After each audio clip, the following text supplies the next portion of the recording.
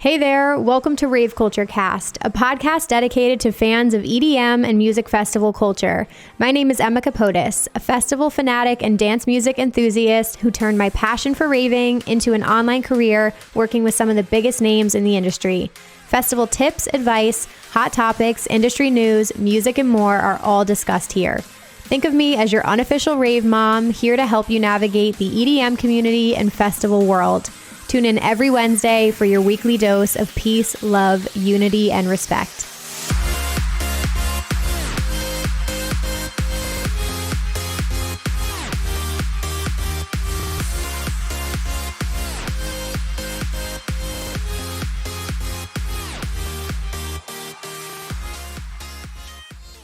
Hey guys, welcome back to Rave Culture Cast, your weekly guide to the EDM community, music festivals, and more. I'm your host, Emma Capotis. Happy Wednesday, fam. Guys, I am so excited for this episode. I can't even begin to tell you. We have a lot to unpack here. If you're new here, I have never done a film or a documentary review, but I do listen to a lot of podcasts, specifically true crime, that review documentaries. So when I saw the Trainwreck Woodstock'99 doc drop on Netflix and got about like a little bit through like the first episode, I was like, I 100% have to talk about this with you guys because it's just speechless. There's so much to unpack here. It's wild to me, everything that went down. And if you haven't watched the documentary, either pause this and come back to it or listen to this and then go watch the doc after. There's also another one, I believe, on Hulu, but I'm specifically talking about the one on Netflix. So today is going to be all about Trainwreck Woodstock'99. Just so you guys know what's ahead, I'm going to be doing a summary of each episode because there are 3 episodes. So I'm going to be walking you through, I'm going to share clips from the episodes in the documentary itself, and then I'm going to be breaking down like the core issues and what went wrong with this festival, because for me as a festival goer, and this podcast being about the raving community and music festivals, there's just so many things that went wrong here that are fixed, and this was probably like the blueprint of like what not to do for festival organizers today. But I just think it'd be a really good conversation to talk about that and relate it to how festivals are organized today. So I'm going to dive into that. I do want to give a trigger warning for this episode because in the documentary itself, the issues of sexual assault and rape are brought up. So I am going to talk about that because that's a pretty significant part of one of the episodes. So I just want to mention that if that's something that you are uncomfortable with or you don't want to hear about or it like brings up any trauma for you, you can please feel free to skip this episode. But I'm really excited to dive into this. Like I said, we have a lot to unpack here. So before we do that, I wanted to shout out some friends of the podcast. Some of you guys might know I've talked about Lunatics a ton of different times. Lunatics is an amazing rave and festival beauty brand. They make hair extensions and glitter and face gems and body gems, all kinds of amazing stuff. They're a really amazing small team that I've loved working with for the past few years. So when you see me decked out in my glitter and face gems, all of it is usually Lunatics. So I wanted to shout them out. They've got some cool new stuff coming out. They're regularly launching really unique designs, and they also have eco-friendly glitter as well. So if that's something you guys are into, definitely head over to lunatics.com. I have a 10% off discount code EMMAK. That is Emma K for 10% off at Lunatics. Huge shout out to them, guys. They're an amazing team. So I will leave links for that down below. And the only other announcement, I am going to be at ARC Music Festival this weekend, which I'm so pumped for. I literally can't wait. I'm so excited to be back there. I am going to be hosting a meetup on Saturday at 5 p.m. for our community, so definitely swing by and say hello. As of the time I'm filming this, the map still isn't out, but make sure you follow at Rave Culture Cast because I will post a graphic with our meetup spot as well so you know where to go on Saturday. But with all that being said, I want to dive into the episodes because like I said, we have a lot to cover here.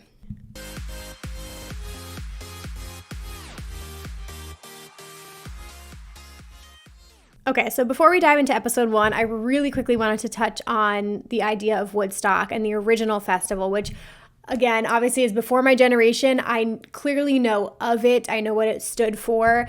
And I've seen videos and photos and things like that before, but I wanted to mention it because it's clearly going to set the scene for what's about to happen. So Woodstock was a music and arts festival. It was all about peace and love and really amazing, like the biggest performers in the world coming together for this 3-day event, which was August 15th through the 17th in 1969.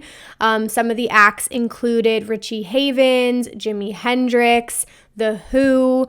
We had Janis Joplin, The Grateful Dead, Creedence Clearwater, Crosby, Stills, Nash and Young, 10 Years After, Joe Cocker, like incredible acts, incredible rock music, like one of the most iconic festivals of all time. We all know that. But it also took place during the Vietnam War. And so when they show flashbacks to the original Woodstock, it's all like peace and love and flower power, and people are like sitting on the grass, relaxing. There's kids there, there's families there. Like it very much was about peace and love, which is something we talk about today in the raving community. So that's like what had set the scene and was such an iconic life-altering, life-changing event for a lot of people at that time who were able to attend that. Now, at Woodstock 99, there are a lot of employees and people who work on the production team who were a part of the original Woodstock, which is something that's going to come up. But I wanted to set the scene by talking about that first, because when they put this event together, obviously when they're going to sell tickets, like I was 8 years old at the time, which we'll get into later, but like I didn't even know any of this happened until this documentary came out, because I was too young to know, and I wasn't really watching like MTV that closely to notice. But the people who bought tickets to this, you know, it's being sold as, you know, like 30 years later, we're bringing the Woodstock vibes and energy. So people are also thinking that they're going to be walking into something that's going to be reminiscent of the original, right? Like that's the dream that people are being sold. So that's what's so wild here. But anyway, let's get into the episode. If you see me looking down a lot on YouTube, guys, I have like diligent notes. So I apologize if I'm like reading off my notes. But the episode 1, How the Fuck Did This Happen? That's what it was called. Starts out with what looks like a war zone, like scenes of a war. It's just things burning, cars flipped over, tractor trailers on fire. Like it looks like absolute insanity went down. That's what the documentary starts with. And again, it talks about how like people had high hopes for this event. And then it cuts to this guy who's like, it reminds me of Lord of the Flies. Like that's how people are describing where we end up in this documentary. So you're already like, what the fuck's gonna go down here? And then they cut to showing you some clips of the original Woodstock, like I mentioned. And so they're like setting the scene of what the hopes were, even from the organizers, right? So then enters Michael Lang. So Michael Lang is a key character here. He is the original Woodstock co-founder, and he is back again producing this festival. He's an interesting character, and we're going to get into him a little bit today, but he was a part of the original one. Like he's a visionary, and obviously people working with him were honored to work with him and looked up to him, and it like genuinely felt like it was an honor to be doing another version, or kind of like bringing back Woodstock with the original co-founder. So people were really excited to work with him. And then they also mentioned at the time, which is important to note, that I believe it was a few weeks before, if not like a few months, but the Columbine shooting had just happened at the high school, which like that I do remember. And I've watched plenty of videos. It was absolutely horrible. So they were saying like it was supposed to be counterculture to what's happening on the news. So it was supposed to be like kind of coming out against gun violence and again promoting peace and love. So that also was like happening in the culture, just to let you know where like teenagers' minds were at the time. So they're putting together this event. It's 250,000 people, and it's a huge rock music festival. And you'll come to see it's all different genres and types of rock artists that we'll get into. So in 99, like I said, I was 8 years old in 99, and I just like this brought up a lot for me, like watching the MTV VJs and like seeing the acts that were playing on the lineup. Like I remember my friends who had like older brothers, because my older brother was only 2 years older than me, but I had friends who had like brothers in high school or like babysitters. So I remember them being into like Limp Bizkit and Korn and Eminem and Good Charlotte, like, and they scared me. Like Korn scared the shit out of me when I was 8 years old, obviously. So like that kind of music I was not into, but parental guidance was a huge thing. Like that was like a sticker that was put on the CDs at the time. So like there was a lot at 8 that I wasn't allowed to like listen to, that my mom wouldn't let me listen to. But I do remember it being like very angsty, bro-y culture for, you know, older teenagers at the time. So that is going to happen here as well. Then they show the MTV VJs, which are also a big part of this documentary, and I'm sure some of you guys also remember if you're around the same age. So MTV was like the biggest channel at the time. When I say like every single day I came home from elementary school, middle school, high school, and put on MTV and TRL, like I went to TRL once and I was in the audience at TRL. I'm not even kidding. Like I was obsessed with it. So VJs at the time were like the announcers and the hosts, and they were like up on this pedestal, like they were celebrities. Okay, everybody knew who they were. So they're on site. MTV is on site. They were broadcasting all of Woodstock. That was like a huge thing with all the media coverage. Like it was a big deal. So that's going on. So then the first glaring thing that happens in the documentary, that people are starting to arrive, like everyone's excited, the vibes are high, like we all know that feeling going to a festival. So one of the first things that they notice is people come in and they are going through security, and security takes everyone's food and water. So you are not allowed to bring in anything. Now, what confused me about this is like, did people not know that? Because obviously people probably packed their cars up and traveled with stuff. But this is problem number one. That's not even like heard of today. Obviously, if you go to a camping festival, you know you can bring a certain amount of alcohol. You can bring as much water as you want, as much food as you want. Like that's totally up to you. They take everybody's food and water. Problem number one. So then people come in to this venue, and again, they're expecting like greenery and trees and nature and like rolling hills and like this beautiful like serene place. Absolutely not. It could not have been more opposite of that. It was a 350-acre Air Force base. So it's basically just like asphalt, and there's like a hangar, like actual Air Force like base hangars, and then there's like, it's all pretty flat. But what the producers and the organizers said is the reason they chose this venue is because it had roads and it had security, like better opportunities to like secure the area, because in years prior they did try to do a Woodstock in 1994, which I also did not know happened, but they briefly touch on this. In 1994, they also hosted a Woodstock that was a complete and utter shit show, so they flash back to it. It poured half the time, so they had huge issues with being in nature and being like in these hills. And then they said half the audience got in for free at that event because people were just like jumping fences and whatever. Like clearly there wasn't enough of a perimeter set, so people were getting in for free.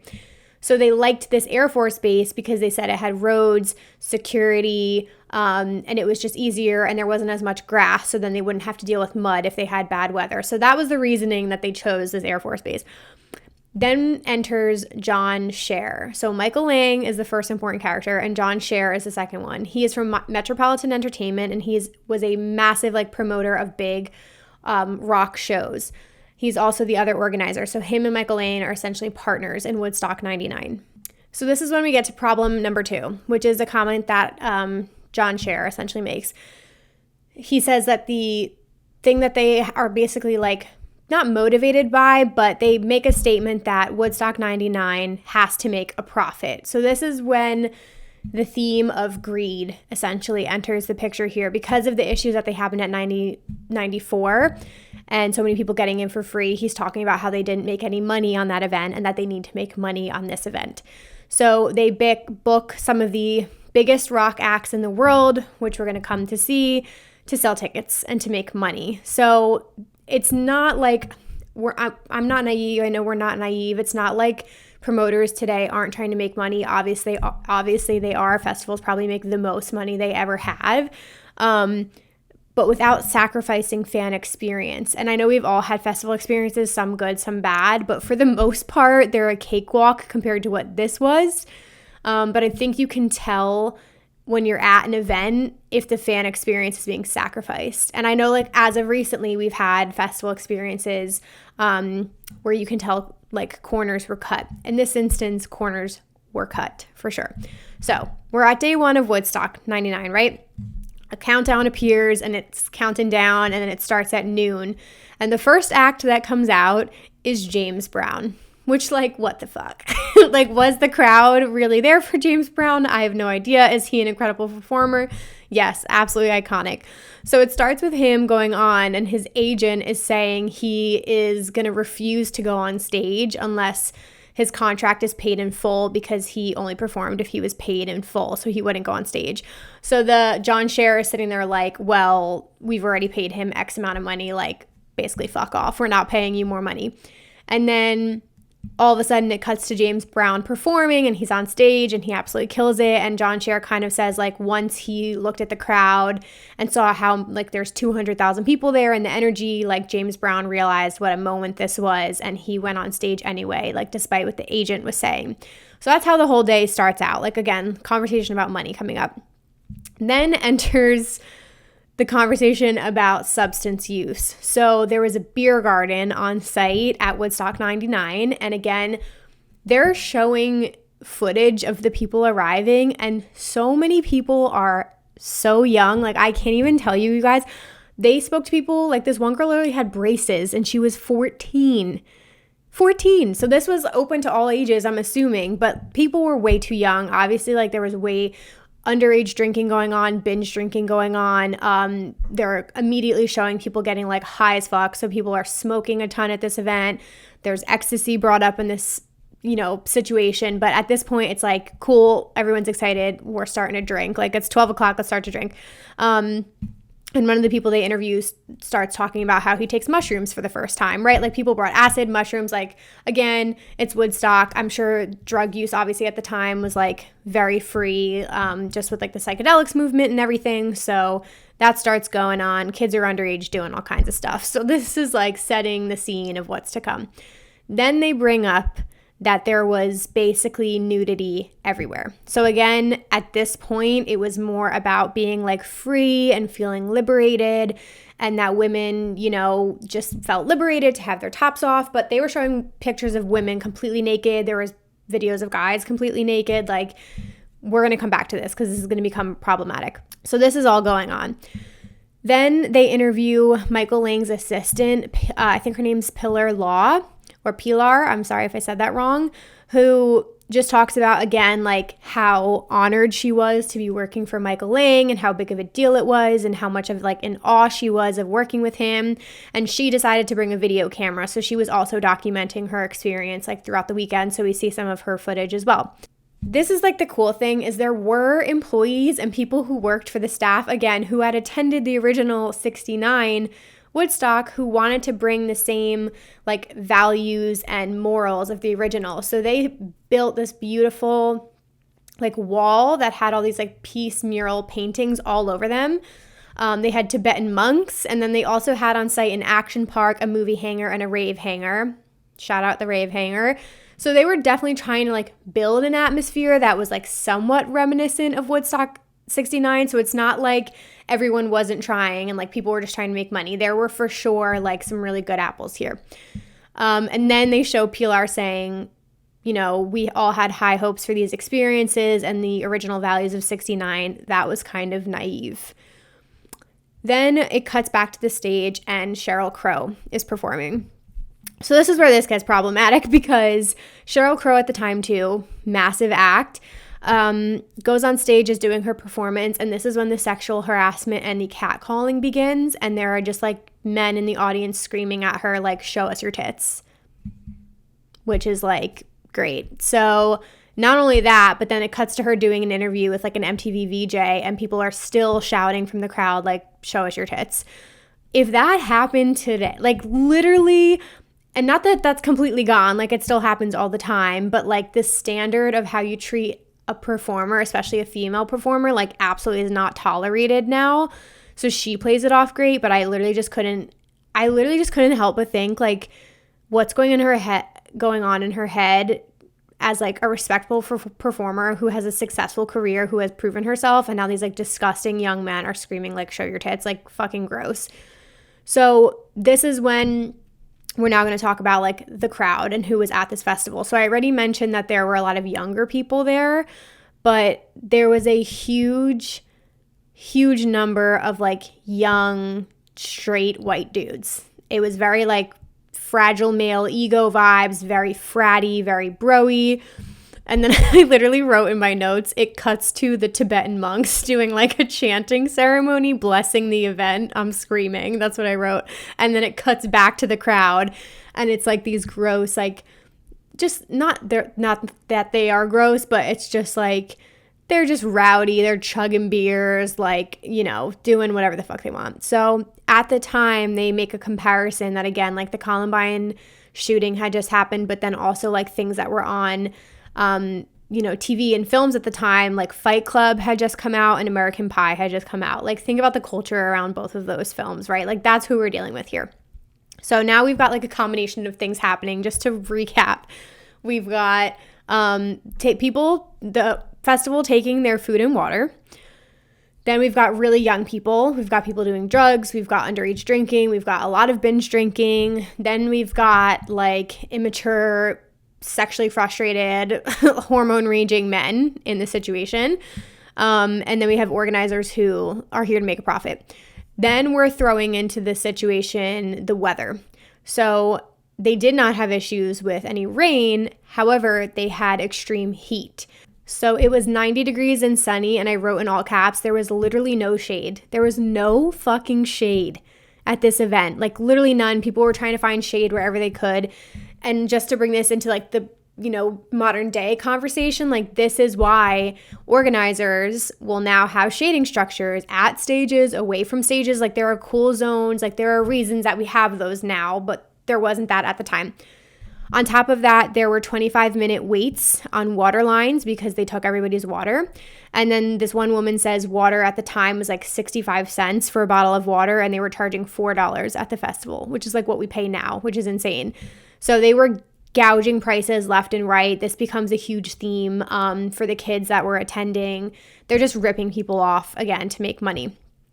So then it gets to this conversation where they're talking to more people from production, and they're doing like these showing clips from these meetings that they're having, and they kept saying like, this is where you start to see like where the corners are being cut budget wise. And then I believe it was John Scher who literally says like, this is a money making venture. Like, that just says right there what the intentions were behind Woodstock 99. So what gets cut first in the budget? We're going to talk about sanitation in a little bit, but the first thing that gets cut is the security budget. So I don't even know how to get into this. We'll come back to security actually, but I just wanted to mention too, because this is why, like, as fans, we have a voice. Like, I've seen this happen with festivals who have like only one free water refill station, and enough people blow them up on social media, and next year like they make an announcement like, hey guys, we heard you and we're bringing more. Like, you have a voice, and social media is a very powerful tool. So like, we've seen this before with multiple festivals.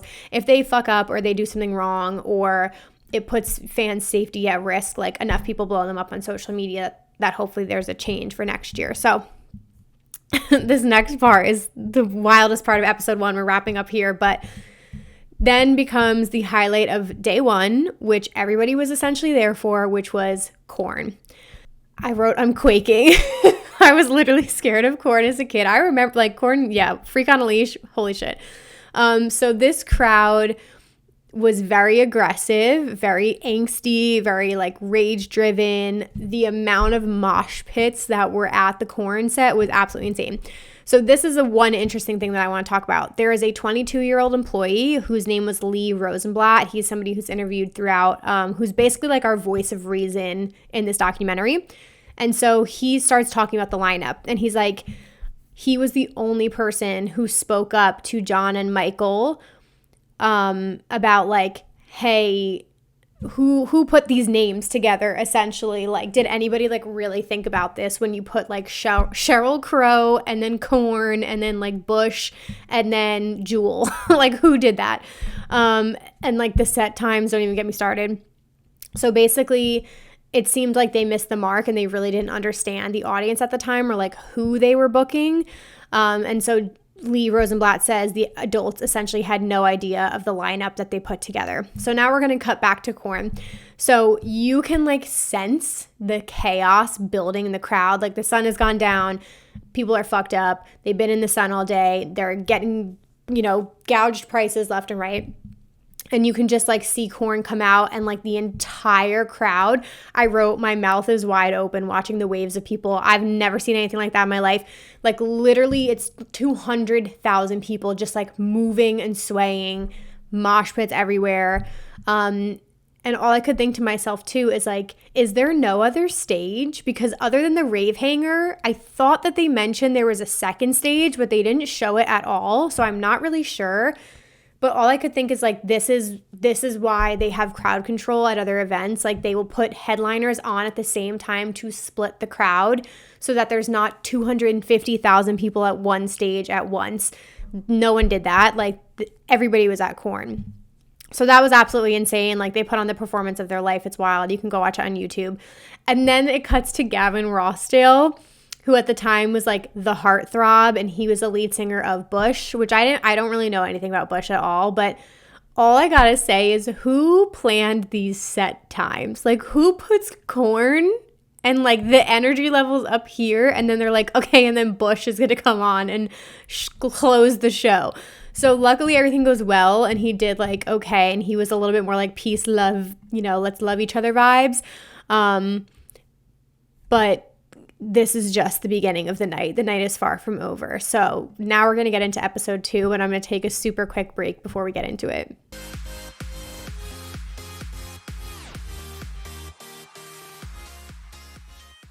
All right, guys, just a quick reminder to connect with us on social media. We are at Rave Culture Cast on all platforms. We're also available on YouTube. You guys can watch the full episodes here, and also on Spotify. I have video as well. We also have an incredible Discord server, which is amazing. So if you guys want to come like chat with us every day, I'm posting tons of stuff in there. And then we also have a Facebook group community. So if you want to stay in the loop, and get the first sneak peek at things happening, if you want to participate in future episodes and submit some story submissions and things like that, that's definitely the best place to connect with us. So again, at Rave Culture Cast on all platforms. And with that being said, let's get back into the episode. Saturday was supposed to be the greatest day of the greatest rock festival of the decade. All right, guys, so now we get to episode 2, which is titled Kerosene Boom. So it picks right up after the show is over at day 1, and this is kind of like where the rave community is going to enter, because it says, they start off by saying, if you can't sleep tonight, there's a rave in the hangar. And I just wrote, oh shit. So they say in the film, like, where does all this energy go, right? Like, you have everyone hyped up from Korn. Like, where do they go? The entire place piles into the mother effing rave hangar. So at the time, it said tens of thousands of people could fit inside, but there were even 4 times as many people outside the rave hangar, and they had a DJ there. And this is where it cuts to like all scenes of people like drunk, a lot of talk of ecstasy, people just taking whatever pills at the time, tons of naked people. Like it was a combination for trouble, because again, they don't have enough security. And so they show this one employee, it was his 29th birthday. So he was like, obviously I'm going to go to the rave. He ends up taking ecstasy. And then he wakes up at 8 a.m. the next day to go get ready for work. And he said his ecstasy was like fully kicking in, and he was like rolling balls. So that was interesting to see. So this guy like gets his shit together and gets ready for the day. So day 2 starts out. Obvious chaos, like people are just passed out wherever, and people were camping there, so you could bring tents and things like that, but there's just people sleeping anywhere and everywhere. And obviously like the first thing I'm thinking to myself is just, again, like safety, like what happens to people in that situation. I'm sure there were people going into people's tents, like, you just don't want to be like sleeping out in the middle of nowhere with like not enough security guards. So this is where we're going to talk about sanitation, because this is another like huge theme of Woodstock 99. There was none. There was like literally no care in the world for proper sanitation, and that was also a department that was cut in the budgets. So there's trash literally everywhere. I will pop up pictures and videos of it. These bathrooms, fam, never in my life have I ever seen more disgusting porta potties in my life. Like, I don't know if it was mud or if it was poop or what, covered, like totally brown. They have, clips of people walking out of them, like literally covering their mouths, like dry heaving, like absolutely disgusting. There's water everywhere. People were just like angry at the organizers. So they were like kicking open pipes, and there was just like pipes shooting water here and there, just like spilling everywhere, creating like piles of mud. There were not enough trash cans, which like there was no one gave a fuck about the environment, which is like one of the major themes at the original Woodstock. Like, no one cared. They were throwing their trash everywhere because there weren't enough trash cans. So again, and this comes up, like, how do you expect people to care for the festival when you don't care? Like, they're just gonna, when they realize that you have no regard for anything, then they're gonna have no regard for anything. So that's like, it starts from the top and trickles down. So there were budget cuts to the sanitation department, which is horrible. And then it cuts to the one VJ, and she's like, this was the day that everything starts to fall apart for Woodstock 99. So the cuts back to John Scher, and he's talking about how they started to hear about breakdowns in the infrastructure of the festival. So they were aware that there were things going wrong, which comes up later because they were doing press conferences and they were acting like everything was fine and nothing was going wrong. So he literally admits here that there were like, whisperings of issues happening with the infrastructure. So then at this point, I wrote down, insert my favorite figure, Lisa Law, who was a Woodstock photographer. And it said she is our Woodstock peacekeeper as well. So she comes out and she's like, well, we're not taking care of these kids. Like, she gets it, right? She understands. She was at the original Woodstock. So this poor woman who cares about like all of the art, she cares about the peace, she cares about making this like a beautiful experience for people, as it should be, starts taking trash bags and starts driving around on her go-kart handing trash bags out to people. No one cares. And she says a patron comes up to her and says, I paid $150 to be here, you should clean it up. That's the attitude that people had. And that's like one thing, like when I was watching that part, that actually made me proud of our community today, because I can say, at least for the rave community, and it's not everyone, but there is an effort to take care of the environment. And I know that there are certain artists who like ask people to pick up trash at the end of their set and do like a general cleanup. And for the most part, like, we try to do our part to keep things clean. I know at Camp EDC, they gave us trash bags and recycling bags. So there are festivals now who do care and take that effort, but it's just wild. Like, that it was, I've never seen a more disgusting festival. There were water bottles being thrown everywhere. And then in all that, with this woman Lisa Law, she's talking about like keeping the peace, and right behind her these boys are flipping over an art installation and like rolling it around, and this poor woman is like running over to the art installation being like, please don't wreck that, it's art. Like, it's just so sad. So then the documentary obviously like cuts back to video clips from Woodstock 69, and all I wrote down is like, people just had respect back then. Like, we lost that along the way somewhere, and I don't know if it's how you're raised or if it's cultural or what, but people just like had more respect and were well behaved. Like, the photos look beautiful. Again, it's like people helping one another. There's this like kitchen and people are all cooking together, and there's like people with their kids walking around, and then it cuts back to 99 and it's just piles of trash everywhere. An unbelievable amount of trash. And then it also shows like people in the crowd themselves, and like the entire crowd, like it's just bottles being thrown like every 2 seconds. And that I actually do remember, because when I used to go to Warped Tour, throwing bottles was a thing. And again, if we want to compare it, Warped Tour was young, angsty kids. Woodstock was young, angsty kids. So I do think that like age 100% plays into both of these. But at this point, you're like, where are the organizers, right? Like, what are they doing? Are they walking around the festival? I'm wondering, because they would be aware of what's going on. It cuts to the organizers, and they're in a fucking interview, completely oblivious, talking about how amazing the event is going. The John Scher guy, like both of them, him and Michael Lane, like in complete denial, just completely oblivious. And they're in the interview, and he goes, you don't see, or one of the other guys in the interview with Michael and John says, you don't see anyone saying anything negative about the festival. And then it cuts to the crowd, and the crowd at this point, like literally at the start of day 2, are already miserable. So all I could think about watching this was like, think about how tired we are at a festival today. Now imagine there's no shade. You can't like bring your water or refill it. Like there's just nothing going on. So now back to the music.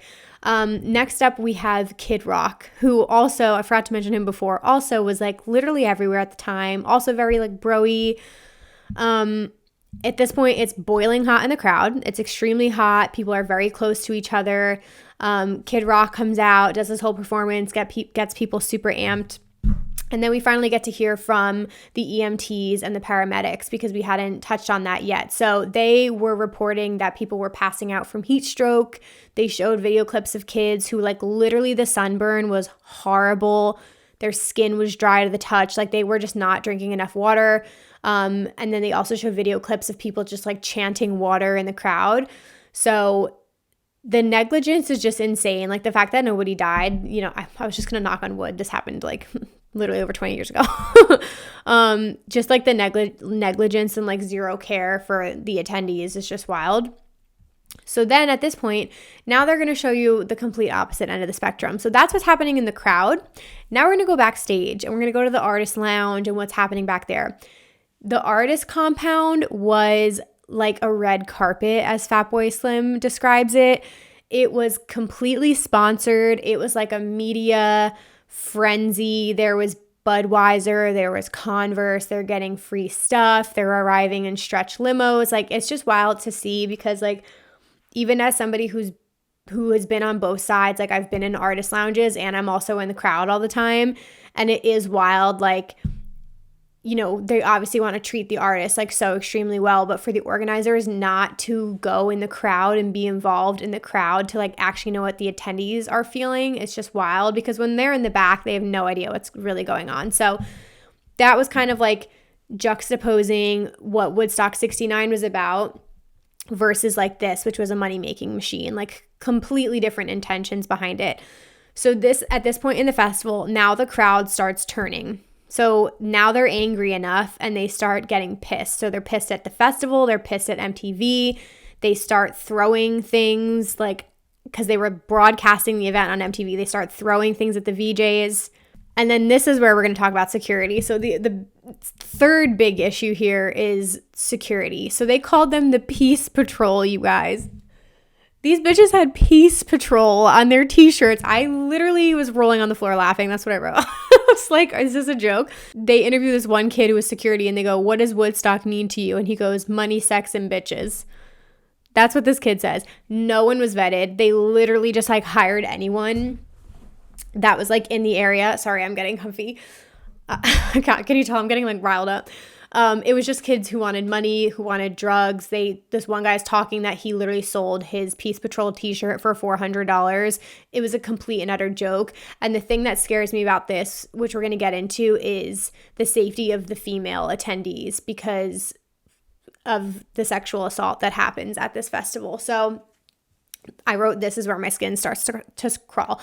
I'm like very afraid of mob mentality. Like that scares me a lot. And like we've seen things happen again in modern day, like Astro World happened last year where I believe 8 people were killed of like asphyxiation in the crowd because they weren't able to breathe. Like it can happen still to this day. And it's just really scary to think about like all these people in the crowd. And when there's no security and no regard, like you're on your own. And how terrifying is that for like these young women? And so the Me Too movement is brought up as well because, you know, at the time in the 90s, like it wasn't as common to say anything. Like it's not like you were heard or you had a voice. Like the VJ says, like it was just that way. There wasn't any Me Too movement yet. People just felt entitled and thought that they can treat you however you wanted. So there were men groping, people crowd surfing. This one person was 14 years old and is talking about how she's never been touched like that before. And these grown men are groping her as she's being crowd surfed. And then I wrote down the vibes are very much like, well, you had your top off, so this is how you're going to get treated kind of energy. And then they cut back to John Scher, who again is saying, I'm not sure I could have done anything to prevent that. So there's like a lack of respect for women just overall. Now we get into Limp Bizkit. So day 1, kind of like the highlight was Korn. Day 2, the highlight was Limp Bizkit. So this again at the time was like the biggest draw of the weekend. I wrote fucking Vern Troyer announces them, who was in the Austin Powers movies at the time. He's amazing. Like, he introduces Limp Bizkit, and this is like super angry, straight white dude energy. And why the episode is called like Kerosene, I think, Match Boom, is because Limp Bizkit comes out, and they're Limp Bizkit. Like, they get people the most hyped, and they have their song Break Stuff. So that's like what sets the crowd off. I wrote, not gonna lie, this song slaps. It does slap. Like, Limp Bizkit's music is awesome. Like, people felt like they could relate to them, and that's what they talk about. Like, the crowd felt like they saw themselves in Fred Durst. And so this music was everywhere at the time. It was so popular, and the crowd, you can't even believe it. You have to watch it. Like, mosh pits, shoving literally everywhere, absolute insanity. There's a sound tower, which we all know, like, that's usually directly behind, or like it's dead center of the crowd, and they do all the visuals and all that stuff. The sound tower goes bye-bye, I wrote, because the crowd starts turning. So they start ripping the wood off of the sound tower. They start shaking it. All the employees in there are now like fearing for their life because there's no security to help anybody. So security jumps over like the main gates and like rushes out into the crowd to like get the people out of the sound tower, and they like try and run away. But people are crowd surfing on these pieces of wood. Like, it's insane. So the only other thing I want to talk about with Limp Bizkit is like the responsibility of the artist versus the festival, because this comes up. And they talk to Limp Bizkit, but he's like, we didn't do anything wrong. Like, a lot of people are like, what is the guy? One guy says, like, you can't blame a bear for being a bear. Like, Limp Bizkit went and did what they do best, which is perform. So you can't blame them for like that happening. And then the other side, John Scher and like the organizers are flipping out because they're like, you incited violence and you could have like stopped the crowd or calmed them down. But really, could they have done anything? Probably not. So they pull Limp Bizkit early and like pull the set. So now it goes back to the medical area. People are bleeding everywhere. People are getting hit in the head with glass bottles. There's not enough paramedics, which like, this is why even at a lot of events, you guys, when they like take your caps and things like that, like certain things have happened in the past, like people getting hit in the head with bottles, that's why they do that even nowadays. So like, they didn't have enough medical staff to even like keep up with what was happening. So then the VJ says, like, I felt like we were building up to something serious happening. It was feeling like very unsafe. And at this point in the night, it's after 12 a.m. The show has ended. Where does all this pent up energy go again, you guys? Goes to the Rave Hangar. And who is playing the Rave Hangar this night? Fatboy Slim. Which, I'm not going to lie, this got me very excited to see Fatboy Slim this weekend at ARC, because I've never seen him, and the man is an actual legend. So I'm so excited to see him playing in the Elro tent. But now you have tens of thousands of people inside the Rave Hangar.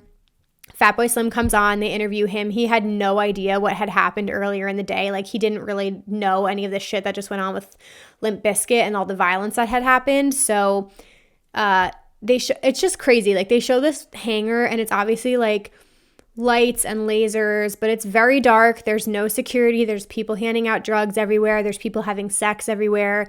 And then this is where, trigger warning, we're going to talk about a sexual assault and rape that happens. So again, there's no one to protect anybody. Like, no one cares. It's like whatever goes. So at this point in the night, this is where the chaos begins.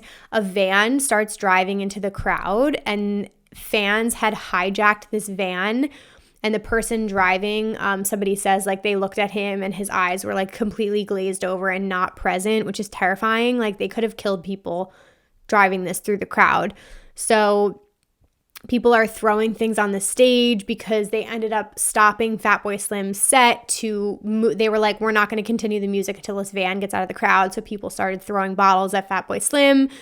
And then somebody comes on who worked for the event that says they opened the van, and in the back of the van there was a girl who looked to be about 15 or 16 whose shirt was pulled up and her pants were pulled down, and she was completely passed out, and there was a man in the back of the van putting his shorts back on.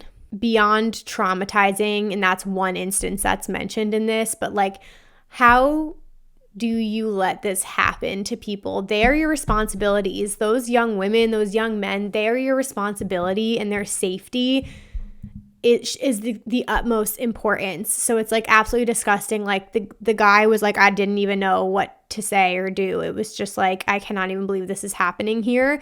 So Fatboy Slim and the team leave, and again, like, this is the crazy thing, is like no one even knows that this is going on, which is so bizarre to me. So these kids are sleep deprived, they're angry, they're drunk. And I wrote here, to be honest, I think the drunk people are the problem, because as we know, there's some events now that are alcohol free. I feel like that is like what gets people like really angry. Like, I don't think the people who are on ecstasy and stuff like that are the ones who are like trying to incite violence, but the drunk people are like a huge problem here. So that's where we end off on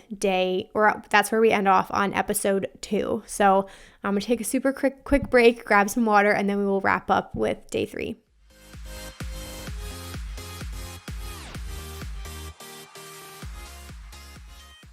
All right, fam, episode 3. I was really hoping to keep this episode under an hour. I was trying to challenge myself, but I've never done a documentary review, so this is hard.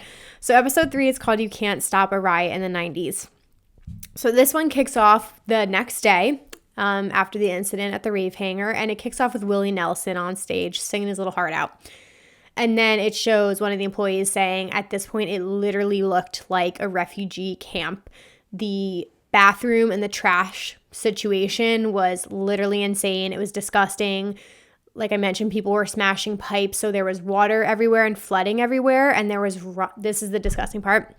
There's runoff from the porta potties into this water, and people are jumping in this water, swimming around in the mud, thinking it's like all fun because they're all drunk and hopped up on drugs. Imagine today a festival porta potty that hasn't been cleaned in 3 days. Like, literally just imagine they didn't even come and clean them out and you had to keep going in them the weekend. Like, we'd all be vomiting. Disgusting. So then they cut to a lab who their job was, I forget exactly what it was, but like they're obviously working on making sure that people are drinking like safe and clean water. So they're taking samples of the water. This was disgusting. And every single sample of water, he said they like left them overnight and came back. And he said he literally almost threw up walking into the room because the smell was so bad. All of the water was contaminated with feces. They're drinking feces water, you guys. Drinking it, bathing in it, swimming around in it. Disgusting. This one woman who had worked the event as well, this was my first time hearing about trench mouth. She said she woke up on the last day and had like sores and like all this disgusting stuff in her mouth from drinking the water. So they left the festival, like absolutely disgusting. So they did show like a lot of people were leaving the festival at this point. So it's like 1 p.m. on the final day. And like people are like, I'm getting the fuck out of here. Like, we can't even eat or drink anything. This is disgusting. Like, bye. So at this point, I also wrote down, like, how is this not a sign to organizers? Like, you're doing a shitty job. Like, are they just completely oblivious that all of these people are trying to leave and not even, like, finish out the third day? Like, how do you not realize, like, something needs to be done?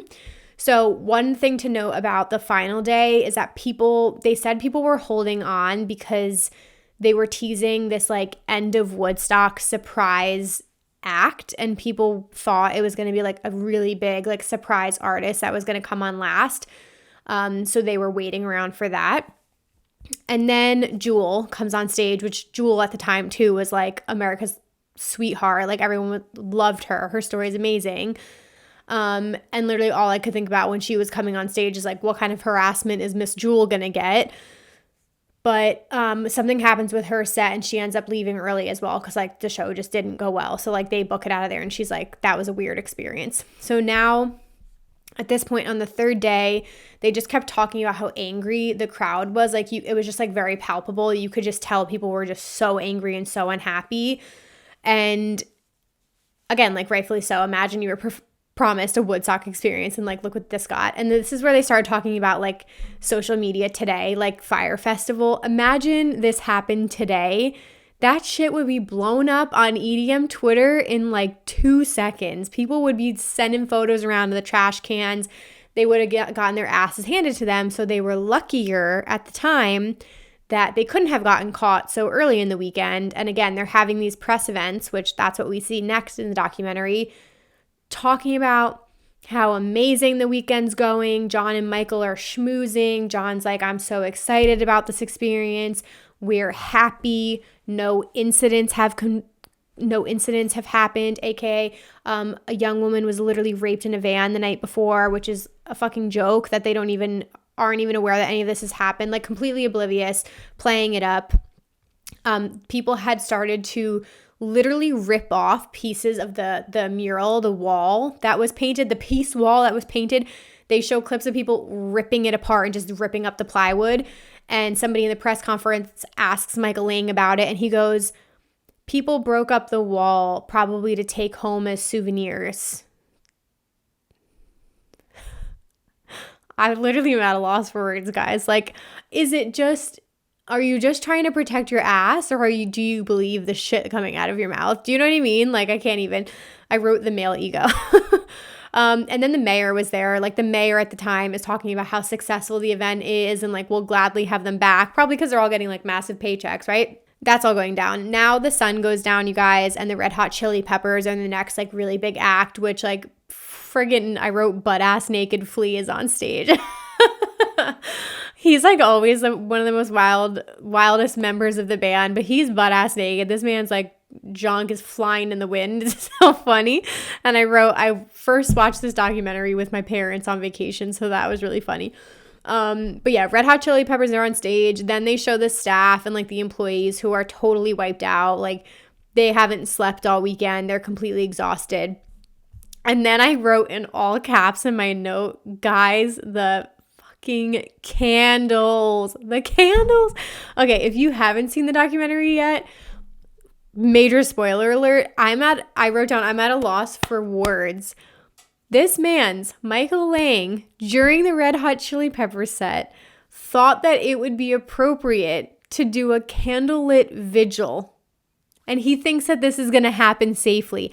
After the entire event of the weekend, he has the team hand out candles to 250,000 people. And then Lee Rosenblatt, our voice of reason, our 22-year-old voice of reason, is on the walkie-talkie, and he's saying like it's not approved by the fire marshal. Like, he's doing anything he can to like pull the candles. And then he said John Scher tells him to shut up and get off the walkie-talkie. So that's where we're at now. So they hand out all these candles, and at first, you guys, it looks like it's going to work. So the candles light up, and it's like kind of peaceful, and it seems like it's going to work. And again, they bring up Columbine, and like it was supposed to be this like movement against gun violence. And then chaos. My friends. Fire starts erupting in the crowd in one area. You see like almost like a bonfire. And then now everybody's aware, like, oh shit, this is going to be like newsworthy. And I think that's what John Scher says. Like, now I know this is going to be like a problem. Like, this isn't going to be kept a secret anymore. So apparently no one can put this fire out. They're like sending fire marshals or whoever, and no one can put it out. And then the mayor asks Anthony Kiedis, the singer of Red Hot Chili Peppers, to go out and calm down the crowd. And he's like, yeah, there's nothing I can say to them that's going to help here. So what they decide to do is Red Hot Chili Peppers goes out and they proceed to sing a tribute to Jimi Hendrix's song Fire, which I thought was comic relief and pretty hysterical. But anyway, this is the scary part, because then now it's like mob mentality, riots, like F this shit. So what sets the crowd off and what is the cherry on top of the cake as like an FU to the crowd, the show ends, and then it's time for this like surprise act, right? The show ends. There is no surprise. No surprise act. Everyone has been waiting around all day for this to happen, and they say that they just play Jimi Hendrix like clips up on the jumbo screens, and that's it. So now I wrote down total anarchy. I wrote down I would have been out of there. I would have been like, bye, I'm not even sleeping the night here. So the crowd, reasonably so, is like, absolutely F this. We're burning this place to the ground. Like, we're literally burning this place to the ground. So fires start popping up everywhere because of the stupid candles they gave out. They're flipping over cars. Literally anything and everything that represents a festival is being ripped apart. So there are like these sound towers that people are climbing on, and they're falling over, which honestly scared me to death, because there was no control. Those could have landed and killed somebody. Like, I'm honestly surprised nobody died. No cops here at this point. And I'm just thinking to myself in this documentary, I'm like, where are the cops? Like, how are the cops not called at this point? So, you know, people were just angry about being taken advantage of all weekend, and they were like, F this, we're not letting this happen. So they show the crowd shot from overhead. It's kind of like a drawing, I guess, or like a 3D like visual kind of thing. I don't know what the right word is, but they show like where the stage is and where the rave hangar is and where the vendor village is, and it shows like what happens when you have all these angry people and then you just abruptly like shut off the music and there's nowhere for them to go. Like, they're flipping out. So they start moving, like all these people, this like angry mob starts moving towards the middle of the festival. They start playing like Rage Against the Machine. They're like, fuck you, I won't do what you told me. Fuck you, I won't do what you told me. Like, that energy is like what we're dealing with, and people are chanting that in the crowd. So then they start finding everything, and they come upon the vendor village, which was shut down. They start ripping that apart, looting, breaking open the ATMs, like stealing everything they can. And now the production team, everybody's like literally running for cover to hide, and they're barricading the office doors because they're afraid, like, if people realize we're a part of the production, we're going to get crucified here. So I would have been scared for my life, is like what I wrote. Like, I can't even imagine having worked for the event. I have no idea where Michael Lang and John Scher are in this. They don't show them at all. So who knows what they were even doing. And then this is where it gets really bad. So they had tractor trailers on site. I think it might have been like 12 tractor trailers. All of a sudden you start hearing explosions. So they were setting fire to the trailers, and they were literally blowing up. So it's like all out war at this point is what it sounds like. And I think just because of like the mentality of people, like people were just like playing along, and there was complete freedom. They could do whatever they wanted to do without like any repercussion. So like obviously all these like angry young men are just like doing whatever they want. So now this is where we're about to wrap up. Like, now the state troopers are there. So the state troopers come in, they've got like the batons, and they start like controlling the crowd and getting people back. And like, finally it's over, it's done, it's just like ruined, things are just on fire, but everyone, like the crowd has dispersed. And then we see Michael Lang go out into the crowd, and he's just walking around, and he's walking through the vendor village, and again, completely in denial, completely oblivious, like sugarcoating everything. And then the one guy, I forget who it was, but one of the employees was like, we were all standing there waiting for him to say something, and he didn't address the team. He didn't ask if anyone was okay. He said, I felt like Michael Lang just didn't give a shit about anything that just had happened, which is wild to me. So in the interview, today, Michael Lang says, it was sad that it ended that way, but it is what it is. We move on. That's what he said about it. So it's wild. Horrible things happen, which is what's crazy. I want to say, like, if somebody had died, would he have a different reaction? But like, horrible things happened, and he still had that reaction. So I just don't think he's going to take any responsibility for anything. So I kind of like, the only thing I wrote down about that is it didn't really explain like where everybody went. It just like showed the troopers coming in, and then it was over. So I'm kind of curious, like, what happened? Like, did people leave? Did people get arrested? Did they go back to their tents? Like, we didn't get any of those questions answered, but I'll wrap up here. The final part of the documentary is Monday morning. So it looks like, you know, a literal war zone, which is what we saw in the beginning of the film. I can't believe that this was the environment that they kept people in. And then now it's like this was on the news everywhere. So these kids, like, parents were trying to reach them because they're worried about them. And then this girl, Heather, who I wrote literally looks like a child, she was the 14-year-old who had braces, is getting interviewed. And she's like, I would come back again, no questions asked.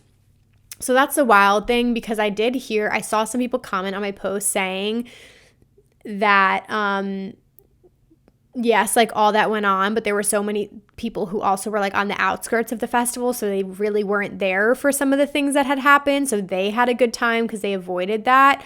But anyway, they have this press conference on Monday, and again, they take no responsibility. John Scher and Michael Lane kept saying that it was a small group of people inciting and setting fires. They wouldn't condemn the whole crowd. They kept saying it was a few assholes. So it was like completely delusional, like nothing. And then the last thing that they mentioned in the phone, which ends on like a horrible note, is that now after like a day or two, they start getting calls from mothers saying that their daughters had been raped. So there were four investigations into women being raped at Woodstock'99, multiple sexual assault reports. And then Michael Lang says, I didn't hear about the allegations until after the festival is over. He says, I do admit that women were treated horribly and we were responsible for everyone. But, most of this happened in secret. So basically, like, how could they have known that this was happening? And then the insane thing that John Scher says is basically because of the size of the festival being 250,000 people, that there are as many or more rapes in any city of that size. So he's basically comparing it to a city and saying like it happens kind of. So it's just like wild, their mentality, like that literally no regard for the safety of these young women. It's like absolutely insane, who are forever traumatized for this. So yeah, the lead singer of Korn comes out and just talks about how safety should be the number one priority and the safety of the crowd, and that girls should be able to have just as much fun, just like a guy, which I couldn't agree with more. So that was like a really horrible way to end. And then the last thing in the documentary is that after 3 months after filming for the documentary, Michael Lang passed away, and there is no plans for another Woodstock as of right now.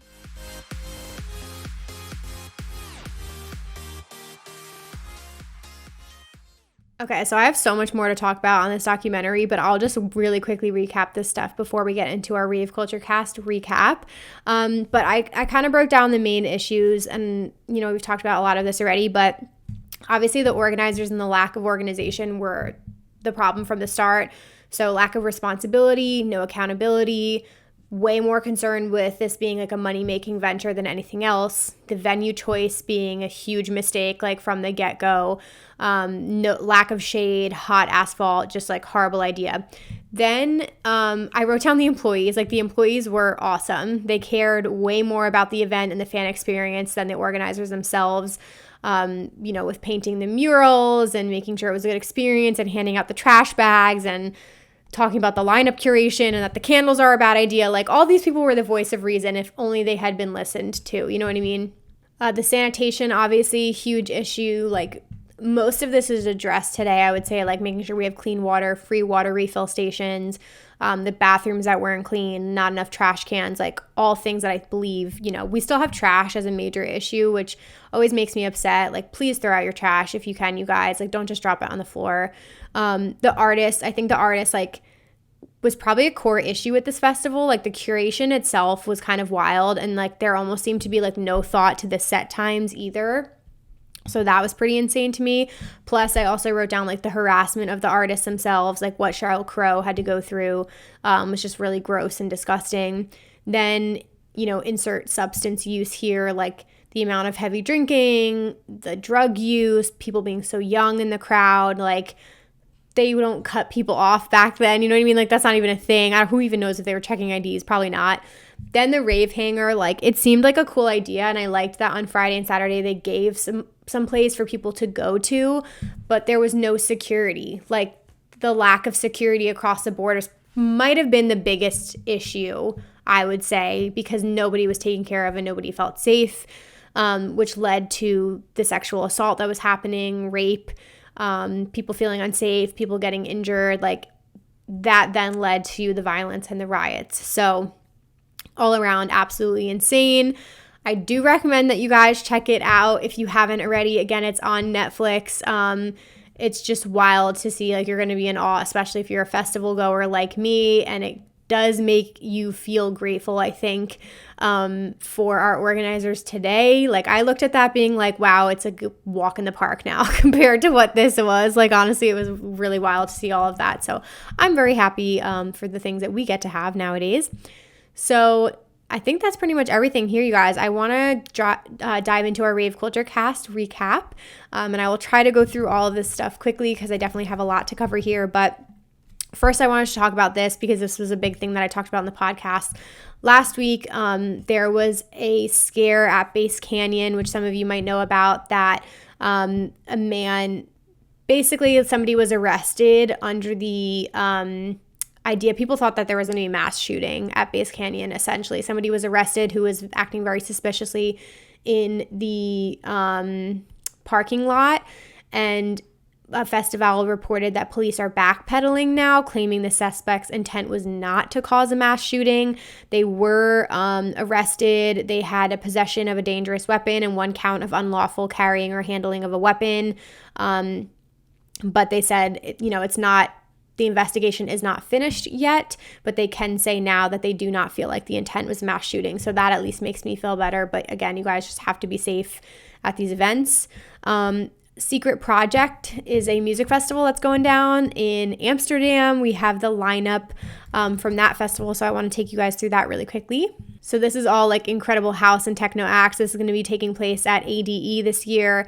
Amazing lineup here, and this is Insomniac's brand, but you have like Deborah DeLuca, Dom Dalla, Ewan McVicker, who's amazing. You have Marco Carolla, Michael Beebe, Patrick Topping, Scream. So really amazing lineup there. We're getting a lot of the ADE announcements, so I kind of would like to cover that in my content because I've never been, but it's a huge deal. So I would definitely like to cover that because that's coming up at the end of October. We also have this festival, which I believe it's the inaugural festival. It's called the Offline Project, and this lineup is so good. This is October 7th and 8th in Atlanta, Georgia. The headliners are A-Track, Boys Noise, Chris Lorenzo, Jay Wara, Troy Boy, Chase and Status, and Bauer. But you've also got our guy Kyle Kinch, who was on the podcast. We have Omnam, Miha Mai, Sam Wolf, Township Rebellion, who I love, Wookie. So this lineup's fire. I would definitely be going to that. If you guys are in the Atlanta area, I would highly recommend. Speaking about festivals making changes, you guys, this was kind of one that I was referring to today, but 3 Points Festival, which takes place in Miami, actually just posted a post basically saying, since the birth of our festival 9 years ago, we have committed to making each year better than the last, which is why we are listening to you. So they said they're finally changing their rules to having, changing their guidelines. So they're going to have free water refill stations throughout the festival grounds. Water for sale at bars will be a $5 flat fee per bottle, which again, it's still wild in this day and age that some events didn't have free water to begin with, but if you make enough noise, they will listen. And it said they also are adding a late night stage to keep the party going throughout the entire footprint of our festival grounds, activating both on the east and west sides. So looking forward to that, you guys. I do have tickets to 3 Points, so if you guys want to buy through my Insomniac affiliate link, I will link that down below. What else do I have? BPM announced it. It's been a long episode, guys. BPM announced a new edition of the festival in Toronto, which is really cool. September 16th through the 18th. This is the TIFF edition. So if you guys are into BPM, which usually is amazing house and techno, it's a really solid brand. It said they're going to have night parties and a series of day and night parties all throughout the city. So Toronto, get on that. That's going to be amazing. And then we have, I thought this was so funny. I don't know where the idea of like the Shrek rave came about. It's hysterical, but like people be out here going to raves that are Shrek themed, which is so fucking wild to say, but it's a thing. I've seen it on TikTok. So they posted Shrek Rave, the tour, Swamps Across America 2022. This is where we are in our life. The one in New York is sold out, damn it. But it's coming to Philly. It's going all over the United States. Actually, there's one in New Jersey. That's so funny. So more dates to be announced. But if you go on their Twitter, which is Shrek Rave Milwaukee, but the tweet was from @KA5SH. That's where you guys can see the flyer. I'll pop it up here as well. But yeah, go get your Shrek on, guys. We've started to get announcements from Decadence, Arizona, which is a premier New Year's Eve event. So far the headliners announced are Fisher, Louis the Child, Porter Robinson playing a DJ set, and Zed's Dead. So tickets, I believe, are on sale now for Decadence if you guys want to do that. And then last but certainly not least, I'm going to quickly talk about this because I don't feel like getting into it. But as of yesterday, EDM Twitter exploded and there was a lot of drama happening. if you guys are into like the woo-woo spirituality stuff, I believe Mars is in Gemini right now, which if you're like, what the fuck does that mean? All I know is I did a reading that said to watch your words right now. So Gemini is all about your communication, and Mars is the planet of like war, basically. So I did these readings and they were like, watch how you speak to people and watch what you put in writing during this time. And I just think it's so funny because this EDM Twitter drama popped up and it was like World War III between all these artists. And all I could think about was like, it's just not the right time right now to be like airing your dirty laundry, and just like really watch what you put in writing because you can't take it back. So basically Getter came out and called out Excision for basically like an either having other people ghost produce for him or not crediting artists. And there was a lot mentioned about Space Laces and him having songs that were very similar to him, basically insinuating that he rips off other artists. So there was a lot of like back and forth, and Excision responded. But again, I don't really like any of the negative energy. I feel like no matter what, there's two sides to every story and the truth in between, and the negative energy just doesn't help anyone. And I just don't like reading it in my timeline, to be honest with you. So that's still been going on today. And then on top of that, Slushy came out and essentially called out Marshmello for also doing something similar. I can read you the tweet really quickly. He doesn't directly call him out, but he basically insinuates that Slushy was not able to play certain songs in his own set because a certain bucket-headed artist wanted to play his remixes in his set. So he basically was saying like Marshmello wouldn't let me play my own songs in my own set because he wanted to play them in his set, is essentially what he was saying. So all kinds of things popping up off there, a lot of people throwing their opinions in, but just wanted to keep you guys up to date on what was going on with that. So with all that being said, guys, please let me know your feedback on this episode. I really want to know what you guys think. I know this is a little long, but this was a completely new style for me. So let me know if you liked this and you want more documentary reviews, because I would love to review the Under the Electric Sky, the EDC documentary, which is one of my favorite movies. So let me know feedback, what can be improved, what would you like to see. The best place to do that is to join our Facebook group or our Discord, or drop a comment on this episode on YouTube as well. Please, I would love to hear from you guys. So again, at Rave Culture Cast on all platforms. Share this with a friend today, tag somebody in it, spread the word about Rave Culture Cast, come join our community, and any and all resources and links that are relevant to this will be listed down below in the show notes. But I think that's all I have for you guys. Be safe out there, please. Have an amazing week, and hopefully I will see some of you guys at ARC this weekend. Bye, guys.